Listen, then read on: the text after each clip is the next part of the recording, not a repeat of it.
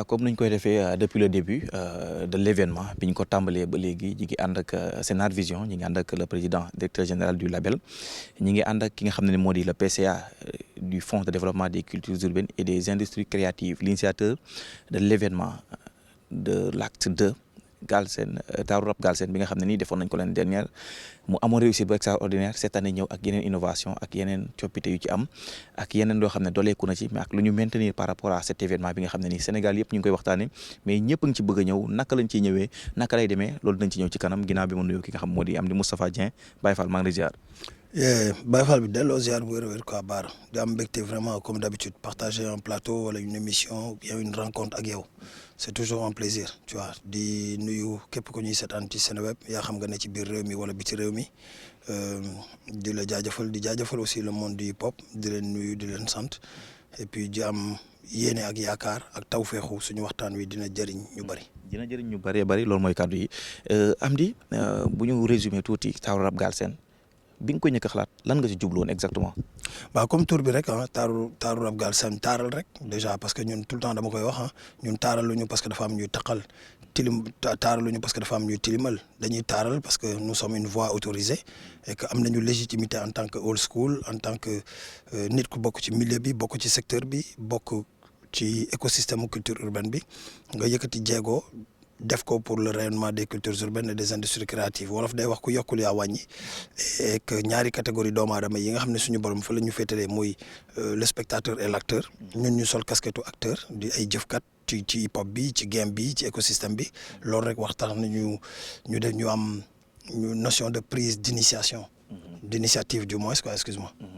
ok ñu ñëwoon ci année dernière bi gis nañ li ci amoon cette année ñëw ak yeneen innovation yu extraordinaire jarul ñu ñëwaat ci année dernière parce que on en a parlé wax nañ ci lu bare peut-être yow di nga ci ñëwaat de façon résumée mais cette année dafa ñëw acte 2 bu nekk la nouvelle génération à l'honneur mu nekk loo xam ne nii vraiment hip hop Sénégal ñëpp ko rafetlu Tafa. waaw loolu day am solo parce que le hip hop a 50 ans et que adduna bi yëpp mi ngi koy fêté 2023 donc le hip hop a 50 ans. 50 ans yooyu le Sénégal réclame 36 ans d'action tu vois 35 et 36 ans d'action suñu génération à maintenant il s'est passé beaucoup de choses Baara et je pense que loolu rek war na tax ñu comprendre ne une nouvelle page du hip hop doit s'ouvrir et fermer beneen page du loolu mais ñaari page yëpp dañoo daje ci digg bi tu vois et que aujourd'hui la transition ñun suñu génération Positive Black Soul Daara J Pifouras Rapadio Jant bi Black Mbolo ainsi de suite mën naa citer ñun ñëpp ak génération bu bees bi nos jeunes frères bokkul tu vois donc dañu war a transition bi relais bi ak témoin bi dañ ko war a joxe ci anam bu rafet quoi tu vois en continuant à les accompagner tu vois donc loolu moo tax tey peut-être dimension bi bu njëkk bi ak bii am yenn coppite ci le choix des artistes coppite sur le lieu coppite sur la vision parce que adduna day dox quoi mbir boo ci nekkee da ngay bëgg muy màgg ñun ñi nga xam ne ay góor yàlla lañ sa genre bi ak sama genre bi xam nañu ne dañuy góorgóorlu bés bu nekk ba sunu ëllëg gàcceel sunu tey donc vision boobu la ñuy am quoi fu ñu nekk tey bu ëllëgee dañuy bëgg jéggi ko mu dem feneen foo xam ne moo gën a yees moo gën. Revenons sur le lieu parce que da nga wax lieu wax li nga xam moo di vision na ñëw ci vision bi ci kanam mais lieu bi pourquoi le choix de Dakar Arena Diamniadio ak fi mu nekkee ak ni mu mel. waaye Bara Dakar Arena. ñun on n'a rien à envier xam nga nit koo xam ne moi j'ai fait Bercy xam nga Bercy Wally à 30 ans j'ai fait Zénith j'ai fait pratiquement toutes les grandes salles de France l'Olympia Cigale Élysée Montmartre Bataclan j'ai fait la tournée Retour des Rois section d'assaut j'ai fait la tournée Zénith de Taïk les Zéniths de France donc loolu expérience bi mu lay jox ak li ngay gis mooy boo ñëwee Sénégal moo am salle bu mel nii nga xam ne on n'a rien à envier à li xew bitim réew donc li ngay bëgg mooy infrastructure bi s'il y a une vision et une politique culturelle de l'État du Sénégal ou gouvernement du Sénégal wala de son excellence monsieur Macky Sall defar salle bu mel nii teg ko Afrima joué fii Youssou Ndour moo fi def événement en tant qu'artiste le hip hop ñëpp xamee nañ ko ci prise de risque ñëpp xam nañ ko ci relever les défis donc dañuy bëgg pour une première et puis marquer les 50 ans organiser un événement moo tax ñu ñëw fii parce que dafa méngoo 50 ans yi dafa am lu ñu war a firnde dafa war a am lu mu signifier dafa am lu hip hop war a wane dafa am benn xar kanamu hip hop bu bees boo xam ne dañ ko war a wane sur ce sens de responsabilité sens de l'organisation sens de prise de risque et d'initiative. Loolu dafa am solo et ça c'est du hip-hop quoi. Tu vois, le hip-hop n'a jamais eu une politique de main tendue à quémander des choses. Ah non, ñun lu ñu mës a bëgg dañuy dem jëli ji ko. Donc lii pour man event salle la boo xamante ne dañ ko defar pas pour jinne yi wala pour rab yi, dañ ko defar pour nit ñi. Que Afrima ce sont des étrangers ñëw nañu organiser fii, ñeneen ak ñeneen di organiser. ñun liñ ci bëgg en tant que promoteur ci ki ko njëkk a def xëy na loolu du loin suñu objectif boo xam ne dañ koy ndamoo wala di ko wane li ñu bëgg mooy dindi barrières yi pour que nos jeunes frères juste buñ fi paree parce que hip hop miin na salle yu bëri miin na musée de civilisation miin na grand théâtre miin na salle Iba Mar miin na yooyu yëpp quoi loolu dootul defi man liy defi mooy tey ñu def ko bu ko artistes yi commencé jël en individualité mais ñu songu Ablaye Wade songu feneen défi yu gën a mag yooyu. mais fii gis nañ dispositif bi ni mu demee déjà def nañ tuuru li nga xam moo di Dakar Arena yéen a ngi gis image yi di défilé par rapport au parking par rapport au ticketing est-ce que mën nga ci ñëwaat de façon ramassée. waaw donc on a tey benn genre on va dire CRD la woon parce que da ngay gis bu événement bu mag a mag boo xam ne doomi réew mi dañuy déplacé wu di ñëw mu romb 5000 10 000 jëm 15 000 personnes war fa daje donc dafa laaj. ay waxtaan donc aujourd'hui dañu war a rencontrer la gendarmerie waxtaan ak ñoom parce que quand même lépp luy kaaraange ci seen loxo la nekk xam nga waxtaan ak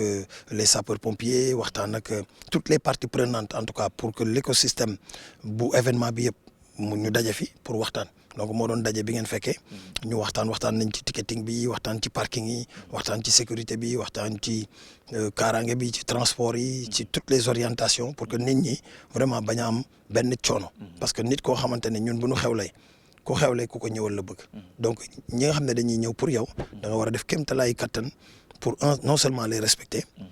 dans l'information dans les orientations mais pour que ñu bañ a am benn coono ñëw ci jàmm dugg ci jàmm seetaan seen concert ci jàmm ñibbisi ci jàmm et que loolu dafa laaj vraiment des mesures yoo xam ne dañ ko war a jël en amont de l'événement waroo bàyyi ba bis bi ne këtt ni jonn nga nekk fi bëgg a lijjanti lii ci la même les places de parking avec les Macron il faudra en parler sur beaucoup de choses pour que kii ñëw xam ne fii lay dem VIP artistes yi parce que nous considérons nous dans le jargon hip-hop que les old school dañu bokk ci xew bi bokk ci fête bi et qui sont considérés comme des VIP yu ñuy invité ñu ñëw les autorités les sponsors les partenaires les étrangers tu vois parce que les ambassades le corps diplomatique ñu bari dañu bëgg on a reçu des courriers de partout ñu wax ne dañu bëgg a ñëw fekk les 50 ans du hip-hop avec nous et loolu dafa laaj vraiment liggéey bu metti ñu ñëwaat ci par rapport ak transport parce que mooy li nga xam ne moom la gars yi di gën di laajte à chaque fois ñu ne naka laay def ba dem bu ma demee la moom a yóbbu dafa mën nga ñëw laaj ci par rapport ak terre bi nga xam ne nii am na lu ngeen signé ak ñoom par rapport bu ñu wàccee ci terre bi tamit lan moo leen indi ci stade. bon déjà Bara loolu pour ma tontu ci déjà damay jaajëfal les artistes maanaam artistes yëpp parce qu'on a vu le travail extraordinaire bi ñu tàmbali def ci mobilisation bi sur les ventes de tickets j'ai vu même des artistes qui m'ont dit Tafa sama reliquat jox ma ko ay ticket parce que seen waa koñ sonal nañ leen ñëpp a bëgg a ñëw ñëpp a bëgg a fekkee xew bi tu vois donc loolu lu am solo la et que loolu bu ko nit defee yow tam jaadu na promoteur bi nga dox jéego dëgmal ko mooy wutal ko lu ko yombale lu indi nit ñi donc je pense que am nañu ay bus yu ñu prévoir ak ay point de relève foo xam ne fenn fu ci nekk dinañ fa teg ay bus dinañ fa teg ay njaganjaay yu leen indi nit ñi pour ñu dem di ñëw mais aussi liggéey bu rafet bi waa TER def nga xam ne juste un exemple en Bara avec 5000 francs di nga am sa ticket aller retour ci TER bi ba pare am nga sa ticket concert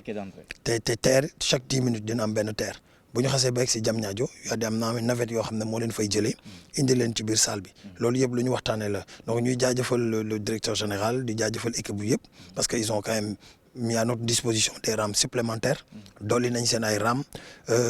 seen personnel dañ leen dolli et que train bi dina départ dernier train bi dina quitter gare Dakar presque 23h30 donc heure yooyu alors que d'habitude da doon teel a arrêté bu événement bi jeexee aussi pour acheminer nit ñi vers Dakar yóbbu leen ci sécurité ci confort ci jàmm dinañu commencer seen prise de service entre 4h30 et 5h pour mën a yóbbuwaat nit ñi ñu delluwaat loolu yëpp dafa laaj ay personnel yu ñu dolli ay rames yu ñu dolli ay équipage yu ñu dolli moyen technique yoo xam ne dafa bëri doole yu ñuy teg et dañ ko teg pour le hip hop en tout cas lépp lu ñu defaloon Youssou Ndour ci bi muy tëgg fii defal nañ ko hip hop bi loolu day wan aussi fonk gu ñu fonk jeunesse bi ak respect bu ñu jox quoi et bu ñu jox hip hop. C'est important. Super bu ñu jógee ci loolu ñu ñëw ci fi nga xam moo di salle bi gis nañu salle bi ni mu mel gars yi commencé nañu installation yeeg yooyu noonu par rapport aux prestations artistiques lan moo ci nekk loo xam ne lu bees la ak bu ñu ko doon comparé ak événement daaw. Non, c'est le spectacle. Tout change parce que l'environnement détermine l'individu. loolu mooy baatu tubaab bi environnement bi xam nga ne salle bi ni mu yeesee ni mu yanjee ni mu rafetee un artiste ne peut pas avoir un spectacle ici et venir s'amuser et faire n'importe quoi tu vois je pense que ñoom ñi ngi koy bàyyi xel xam nañ ne playback soxla wuñ ko fi nous voulons du live seen setup dina jaar yoon ils sont en train de faire des medley de plein de choses très positives je pense que ñoom ñëpp xam nañ li leen fii xaar et que bëgg nañu def benn spectacle mais aussi c'est pas que l'aspect scène bi rek l'aspect spectacle bi mais ñun aussi li ñuy indi par rapport ak déco bi par rapport ak la salle pour que nit ku fi ñëw xam ne vraiment hip hop moo xewle c'est un événement hip hop c'est un événement boo xam ne franchement ku ñëw et puis de façon di nga xam ne li xewoon musée des civilisations bokkul ak li xew Dakar Arena parce que c'est autre chose c'était bon première édition bi c'était extraordinaire xam nga parce que y avait l'expérience et la sagesse des old school mais bii c'est la nouvelle génération et que ñoom it ku leen gis xam ne dañu am audace boy yi dañu am audace dañu am feeling ci li ñuy def dañu am fit ragaluñu donc je pense que suñu demee ba Authentic Zest di ma laaj ndax mën naa yéegal ay moto Mojo di ma laaj ndax mën naa yéegal saret ci kaw scène bi mooy ñi ngi ci beneen niveau par rapport à seen spectacle li ñu ko bëgg a def quoi et que loolu yëpp pour lu taaral bés bi la lu ko rafetal et que lu ko jaay la. pour gën a taaral bés bi old school lan mooy nekk seen partition par rapport à cet événement aux invitations yooyu noonu. bon mooy gunge seen petit frère yi man je pense que tey cër bi c'est pas Tafa Da Brains qui parle wala Tafa PDG de Sénar Vision du loolu fu nañu comprendre ne seen ku nekk ci ñoom ku bokk ci ñoom mooy wax ak ñoom di leen wax ne bés bi ëppale wu ma leen ci dara xëy na ñun ñoo ko organiser mais c'est pour le mouvement hip-hop nous allons fêter les 50 ans du hip-hop ci biir 50 ans yi 35 ans nekk ci wax naa ko 35 ans yi dafa am ñu ko bokkal boo xam ne ànd nañu du début jusqu'à la fin et que kenn ku ci nekk yëkkati na jéego teg ko pour l'avancement du hip-hop donc saa yu ma amee opportunité ak vitrine ñu tàllal ma micro def naa appel bi woo naa képp ku bokk ci hip-hop Galsen wala képp koo xam ne yaa ngi dund hip hop wala ngay mélomane nga xam ne yow ci fête bi nga bokk kenn ëppalewu la ci dara am na ñoo xamante ne on est en train de les appeler am na ay MC yoo xam ne amuñu seen numéro ci opportunité yu mel nii la ngeen ñu may rek la ñu mën lancer message pour wax leen ne ñoom xëy na ñun mënuñu leen a dégg wala mënuñu ñëw vers ñoom mais ñoom bu ñu déggee appel bi nañ ñëw vers ñun manifester wu parce que ci lañ bokk seen événement la donc ñun ñëpp ñoo ko bokk quoi. nettement l'implication des old school ou bien du mouvement hip hop à 100%. Bon je dirais pas non je dirais pas oui xam nga du ma wax non du ma wax oui en tout cas ñi nga xamante ne man damay wax suñu borom dimbali na leen ci ragu xel ak xol comprendre nañu jéego bi lu tax mu am ak lan la ñuy def. comprendre nañ ko tu vois da ngay gis ne nit da lay woo ba 3 heures du matin démb j'ai reçu Jek Jam mu jógee ba Fatick Diofior ñëw teewal Rapsine kon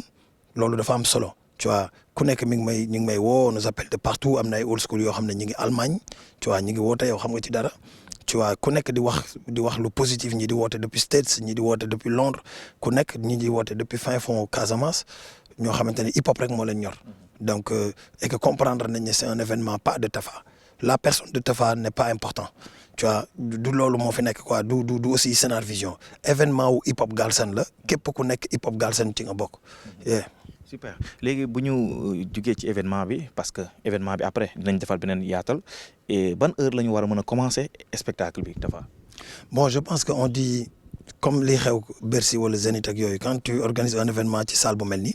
quand tu dis ouverture des portes à 17h et 18h faut laisser le temps du remplissage loolu la ñuy wax temps au remplissage on va écouter de la bonne musique et puis permettre aux gens d'arriver tu vois gis nañu fii bi ko Youssou di organiser daf doon xaar nit ñi parce qu'il peut y avoir des bouchons il peut y avoir des embouteillages il peut y avoir lu nekk donc dinañ xaar nit ñi mënuma wax heure de démarrage fixe parce que tout dépend du remplissage en tout cas on va ouvrir les portes à 17h les gens seront là il y a à manger il y a à boire. Il y a des restaurants yoo xam ne fa nekk à leur disposition naka la lekk bi demee day dugg ci biir wala ci biti nga dem lekk ji parce que sénégalais ak hip hop ñoom dañu bëgg di coob balaa ñuy. non mën nañu lekk il y aura plein de restos fi xam nañ ne suñu public fast food la bëgg donc dina am loolu nit ñi dañu lekk dinañu naan parce que les gens des régions dañuy teel a ñëw j'ai vu des boys me dire que nous à 13h 14h on sera là donc loolu yëpp dafa am lu muy def quoi ci événement bi donc nit ñi bu ñu ñëwee fale woon ñun tam ñu tegal leen dispositif xam nañ ne fi dañuy nekk jëmale guddi donc il faut que nit ñi lekk il faut que nit ñi naan il faut que nit ñi nekk ci benn confort bi pour mën a seetaan spectacle comme li xew kaaw ba li xew fépp dina am merchandising on va vendre des t-shirts des casquettes des gobelets plein de gadgets TRG qui montrent l'événement tu vois nga xam ne nit ñi bu ñu ñëwee seen fans yi aussi je lance un appel aussi par rapport aux artistes suñu mënee am opportunité indi seen ay t-shirt jaay ko nañu xam ne ñun soxlawuñ ci dara lu ñu mën mooy jàppale leen orienté leen foo xam ne ñoom mën nañ jaayale seen ay t-shirt seen ay casquettes et que lépp luñ ci am comme recette ñu jël ñu may leen mën nañ ko def pour ñu jàppale leen ko parce que l'écosystème loolu la soxla écosystème bi dafa soxla doxalin bu bees dafa soxla vision tu vois. mais par rapport ak Guinée bi nga xam ne moo di pays bi nga xam ne moom la ñuy def invité d'honneur lan nga ci mën a wax par rapport aux artistes yi nga xam ñoo war a ñëw ak la communauté guinéenne bi nga xam ne ñoo nekk au Sénégal. waaw li ñu ci mën a wax mooy donner l'information que c'est très triste malheureusement la Guinée dootuñu ñëw et que les artistes yi dootuñu ñëw parce que drame bi fa xew xam nga ko le pays est en deuil ils ont perdu plus de presque 20 morts te quand il y a une perte de vies humaines jaadootul nit ñi di ñëw ci événement yu mel nii Sénégal yónnee na fa délégation bu fa dem yónnee nañ fa même ay sapeurs pompiers yu fa dem pour taxawu leen et que la Guinée et le Sénégal benn lañ donc c'est une république sœur c'est à côté donc la communauté guinéenne bi nekk Sénégal su nekkee ci naqar li jaadu mooy ñun sénégalais yi ñu naqarlu ko comme ñoom donc je pense que am na nu ko nit mën a interpréter suñu bàyyee artistes Guinée yi ñu ñëw bokk ak ñun fête bi alors que seen xol ak seen xalaat yëpp mi ngi ci drame bi donc c'est pour ça qu'on en a échangé avec les autorités guinéennes on a échangé aussi avec les autorités sénégalaises parce que il y a eu une lettre d'invitation et une réponse positive donc suñu demee ba war a jël décision ne les artistes guinéens dootuñu ñëwaat par rapport ak parce que ils sont en deuil donc tey kenn liggéeyu fa par exemple donc loolu yëpp dafa am lu muy def ci mentalité doomu aadama yi te ñoom ñun comme li ma la wax quoi Guinéens yi dëkk Sénégal sont considérés comme des Sénégalais Sénégalais yi nekk Guinée yi sont considérés comme des Guinéens c'est la famille donc ñun ñoo bokk ndey ñoo bokk baay bu ñu nekkee ci naqar ñun tam dañuy nekk ci naqar moo tax on a préféré par contre juste après l'événement waroon na daje bi waroon na am parce qu'on a voulu créer benn pont ak benn passerelle entre le hip-hop de la Guinée et le hip-hop du Sénégal nga xam ne dafa mës a rafet depuis Banlieusard depuis Kill Point old school laay wax depuis Kill Point ba léegi ak ñoom Banlieusard ak ñun on a toujours collaboré donc je pense que bu liy jeexee on ira les rencontrer et puis faire quelque chose quoi. Super et aussi balaa le 23 dafa am benn bés boo xam ne dafa nekk lu symbolique par rapport à cet événement muy la date du 22 est-ce qu'on peut revenir sur la date lan ak lan mooy am ak Sénégal numérique ak yeneen affaires yi nga xam ne nii au profit des artistes la war a nekk. waaw loolu dafa am solo parce que en fait lii c'est un festival parce que bu demee ba ubbeeku sur l'international rek où on devait inviter la Guinée malheureusement lii xew-xew mooy nekkatul un événement c'est un événement plus et un événement plus dafa laaj ay affaires yenn yoo xam ne moo koy accompagner. Le 22 nous allons organiser des panels une masterclass autour du thème boo xam ne mooy le hip-hop et le numérique parce que àdduna foofu la toll nous sommes en 2023. Et le streaming est à notre porte tàmbali na ñu ngi ci la digitalisation on va parler de monétisation même les dalalton musique rappeurs yi waa Orange gars yi di utiliser il faut que ñu waxtaanee ko donc l'implication et le rôle et la place du numérique dans l'écosystème hip-hop il faut que ñu waxtaan ci quoi tey da ngay gis ne studio yi la plupart des studios gars yi jóge nañu ci li ñu nekkoon bu njëkk ci leneen lañ nekk ñu ngi ci beneen ère numérique que ça soit lépp on peut de toute façon hip-hop écosystème bi même les graffitis peuvent être numérisés xam nga c'est des figures ay dessins la mais tey mën na dem ba ñu numériser ko di ko wane xam nga l'appellation la cartographie du hip-hop au Sénégal mën nañ ko numériser pour xam ñaata MC la ñu am ñaata rappeur ñaata beatmaker ñaata producteur ñaata danseur ñaata lu ci nekk toutes les parties composantes de l'écosystème ñu xam ñaata nit moo ci nekk et loolu dafa am liggéey bu yaatu bu rëy boo xam ne bëgg nañ ko def ak waa Sénégal numérique ma leen di jaajëfal parce que indi nañ ay coppite yu bees jour événement bi fii boo fi ñëwee l'accès à internet gratuit pour salle bi ñëpp xam nañ ne booy dañuy bëgg di snap di dugal seen vidéo di live mën a wan ñi nga xam ne amuñu opportunité wala fekkewuñu xew bi ñu seetaan ko sur les réseaux te loolu dafa am lu am solo quoi et que c'est important donc loolu moo tax Sen Diego ñu ngi leen di remercier le directeur général monsieur Cheikh Bakhoum parce qu'il nous a accompagnés, il a sponsorisé l'événement par rapport à acte boobu te acte bu fort la daal donc yooyu yëpp lu am solo. super donc la date du 22 est vraiment chargée te ku nekk war na cee mën a gis moom rawatina artistes yi nga xam ñoo bokk ci TRG bi mais aussi tamit le hip hop sénégalais war nañ cee mën a bénéficier atu yi nga xam ne teg nañ ko seen kaw seen loxo pour que ñu mën ci bénéficier wu. Tafa bu ñu jugee ci événement bi dañuy dem ci li nga xam ne moom nga am récemment di la ci féliciter di ci encourager aussi di la wax ne mérité nga ko mu di la direction bi nga xam ne nii des arts bi ñu génnee ci li nga xam moo di fonds de développement des cultures urbaines nga nekk PCA bi naka nga jàngatee mbir moom aussi tamit lan nga mbébate def pour le mouvement hip hop. Bon déjà man damay sant yàlla bu baax a baax parce que faluma sama bopp. Tu vois doomu aadama lu dal ci sa dund rek bu fekkente ne bànneex la da ngay sant mais bu dee safaan bala aussi di naqar da ngay sant te lii ñëw di ndombal tànk bu ñu ma takkal dama ci sant yàlla bu baax a baax mais aussi remercier son excellence le président de la République monsieur Macky Sall pour vision bi parce que c'est super important parce que ci ay attributs am da ngay gis ne dañuy wax le gardien de la constitution wala ñu wax le protecteur des arts et des lettres donc pour man moom mooy artiste bu njëkk bi su fekkente ne am na vision waxtaan ak ñun ba gis ne suñu écosystème ba war nañ ko suqali parce que on est en retard sur beaucoup de choses ba mu ne naa créer benn fonds de développement des cultures urbaines et des industries créatives def ko EPIC muy entreprise publique à caractère industriel et commercial EPIC la nga xam ne am nañu possibilité yëkkatiwaat je dirais même pas dekkil rab parce que rab bi mësul dee mais suqali rab bi suqali écosystème bi loolu dafa am solo mu jël ndombal tànk bu mel noonu tabb ma ko muy décret présidentiel dama ciy sant yàlla mais aussi remercier le ministre Aliou Sow qui a une vision extraordinaire Bara parce que ci ayam la lii xew quoi donc da nga koy bu lëg-lekkee alom daf koy gërëme cooy tu vois c'est super important donc di ko remercier di remercier que ñi muy àndal collaborateur am yëpp ñoom Déa la directrice des arts ñëpp mais aussi féliciter Cheikh Ndiaye nga xam ne c'est le directeur général du fonds di ko féliciter parce que nitu culture la nit ku am ouverture d'esprit la ñëpp gis nañ liggéey bu rafet bi mu def Matam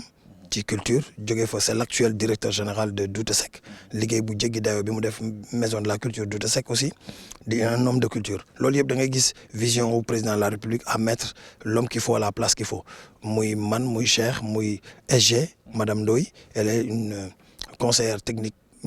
au niveau du ministère de la culture moom tamit nitu culture la ñu ànd pour liggéey donc muy affaire bu am solo boo xamante ne ndamu hip hop Galsen la di remercier aussi artistes yi nga xam ne yónnee nañ ma plus de 80 vidéos pour féliciter ma jàpp vidéo yooyu ay kàddu soññe yoo xam ne daf ñuy soññ ci naka la ñu war a àndee ci liggéey bi quand je dis ànd mooy un management inclusif et un management positif tey lii ma président defal képp ku mu ko defaloon ci hip hop bi man maay njëkk sa buntu kër ne la nan laa la mën a jàppale na gars yi comprendre ne nous devons l'unité dans le rap par force la war a doon fii ñu toll nii xëy na nous ne pouvons pas nous ne sommes pas ñun ñëpp du ñu ay xarit mais wuute gis-gis wala wuute xalaat wala dara warul tax notion de disrespect wala dara di am ci ñun ñu ndamu kenn yéene sa morom li nga yéene sa bopp loolu je pense que au-delà de la musique au-delà de toute chose yëfu jullit la xam nga je pense que na gars yi talal naa loxo ñëpp parce que buñ la tegee dara wala ñu jiital la ci dara sa xelu bopp rek bu mu la day ñu ngi ubbeeku nañu de toute façon ñu muy man muy Cheikh ñun ñëpp ubbeeku nañu pour discuter ak nit ñi déglu ñëpp waxtaan ak ñëpp pour que suñu xalaat ñu boole ko xalaat yooyu pour que hip hop Galsen am dem ci kanam. Dernière question par rapport ak fond bi ñu bare ba dañ naan ñoom amuñu accès ci fond bi dañ ko tong dañ ko séddoo ñoom amuñ ci woon li nga xam ne loolu lañ ci doon seen tur ndax avec l'arrivée de Tafa qui est un acteur culturel nekk artiste nekk manager nekk producteur nekk promoteur donc. mën seen xel war na mën a daal par rapport à ce fond. waaw xam nga Bara déjà man damay jaajëfal fond bi ci loxo yi mu nekkoon. dañ leen di jaajëfal parce que liggéey bu extraordinaire lañ def boobu ba tey quoi xëy na nag lépp jàkk moom suñu borom rek ko am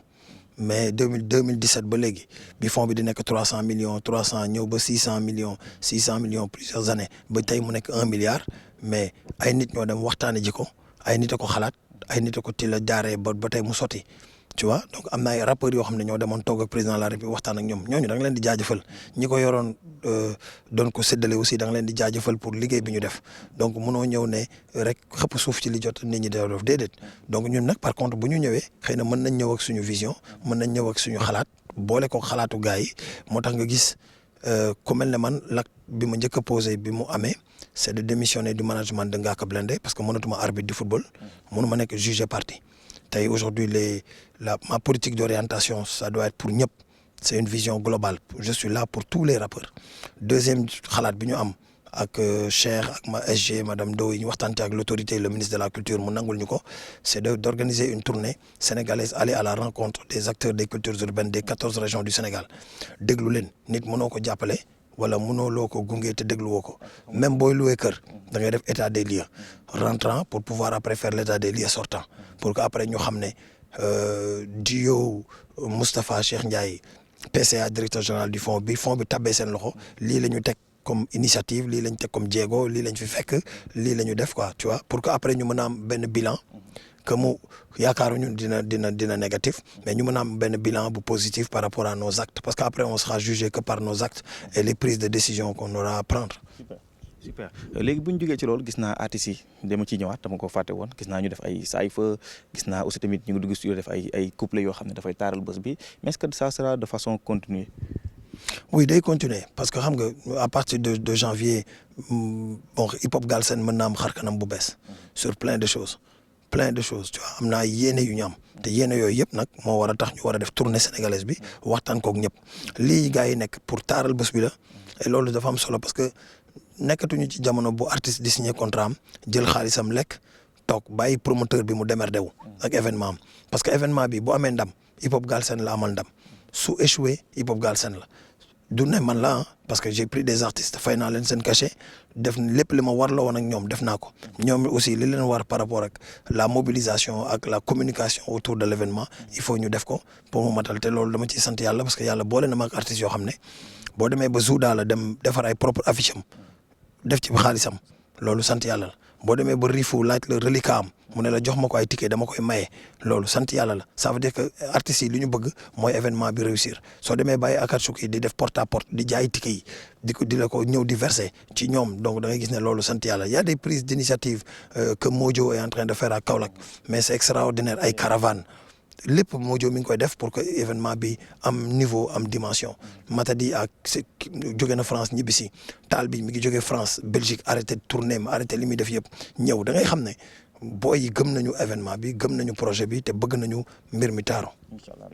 Donc lan mooy nekk dernier message par rapport à cet événement ak lan ngay dénk Sénégalais yi ak ban message nga bëgg a jàll boo xam ne nii bëgg nga képp koo xam ne dafa nekk ci pop bi mu daal siy jot. bon dernier mot bi déjà bi ma ci njëkkee mooy vraiment talalaat samay loxo le mouvement hip hop ginnaaw bi ma leen santé parce que j'ai reçu énormément de vidéos énormément de SMS ay nit yoo xam ne bon dañu wuti sama numéro ci fu nekk pour mën ma woo loolu dafa rëy kaddu yi ñu ma wax aussi ay kaddu soññe la ci ma comprendre ne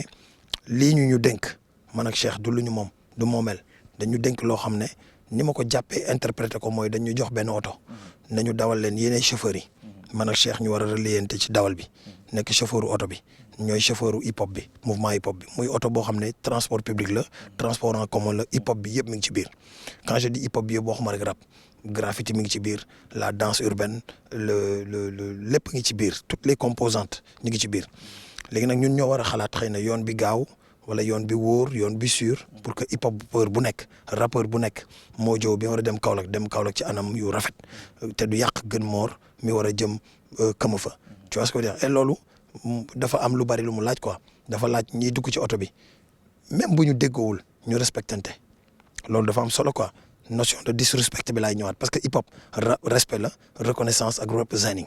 respect reconnaissance representing tu vois te baara xool l'autorité le président de la République nous a respecté le mbalax n'a pas de fonds on a un fonds d'1 milliard kon foofu la respect ñu njëkk a nekk ñun suñu biir aussi jox nañ ñu fonds jox nañ ñu jumtukaay pour ñu liggéey nañu bàyyi ku ñu fal tey nga am opposant suba moi j'ai pas besoin d'avoir des opposants Cheikh aussi la même chose on a besoin d'avoir des partenaires et des collaborateurs des amis des gens yoo xam ne dañuy ñëw xam ne ñii dañ leen a jox dara loo xam ne ñun dañ ci am wàll nañ ñëw ànd ak ñun bojjuwuñu kenn tëjuñu bunt yi sama numéro téléphone changé wul ñi nga xamante ne ce sont même ay nit yoo xam ne seen xel wala seen xalaat rafetul ci lii ak ndombal tànk bi ñu jox ba ñu wane ko fësal ko ba ñëpp yëg ko tey laa leen gën a ubbil samay bunt pour ñu waxtaan même bu ñu ñëwul vers man dinaa dem vers ñoom waxtaan ak ñoom loolu mooy beneen bi mooy remercier les artistes old school comme new school ci lii jaajëfal aussi les partenaires qui nous ont accompagnés parce que peccu liir bu neexee nday jaatee ci mbag yi mais ñun suñu premier sponsor c'est le public bi nar a jóge fu ne ñëw Dakar Diamniadio ñooy sponsoru hip hop bi sponsoru mouvement hip hop bi di leen sant yéen Seneweb parce que liggéey bu extraordinaire di ngeen def di remercier Salam di remercier toute l'équipe Bara Malick Ndoye Jawrin xam nga Adams c'est extraordinaire vous avez abattu un boulot monstre bi ñu commencé ba tey fu ne dugg nañ fa signature yi initiative yooyu ñu créé woon di dem ci gox-goxaan yi di fekk booy yi seen koñ signer leen contrat pour fësal seen liggéey loolu dafa am solo lii ngeen ci def de façon Seneweb c'est une télé romb ngeen site internet quoi vous êtes une télé maintenant fi ngeen niveau bi ngeen toll ba waat àdduna bi yëpp di ma woo ku nekk di wax ci projet bi donc rôle bi ngeen joué ci promo bi ñu ngi leen ciy sant bu baax di leen gërëm di am mbégte vraiment di remercier ñëpp cat ba cat. donc rendez-vous bi c'est ce samedi 23 à partir de 17h ouverture des portes remplissage bi commencé fête bi nar a neex ay sénégalais ñoo fiy joué yow ci hip hop bi nga bokk yow hip hop am na lu mu la defal yow hip hop am na fu mu la jëlee am na fu mu la yóbbu nee nga hip hop ngay teewal fexeel le samedi kenn bañ la fi jiitu ñu ñëw ci jàmm ñibbiwaat ci jàmm ñu remplir stade bi def show bu neex ak ki nga xam ne ni moo di le promoteur le président directeur général du label Sénar Vision bi nga xam ne yàgg na teg ay actes Tar Rap Galsen bokk na ci li nga xam ne lu hip hop bi war a préserver la mu gën a dem ci kanam ñëpp ñëw ci jàmm ñibbi si waat ci jàmm merci beaucoup à tout le monde rendez-vous samedi inchallah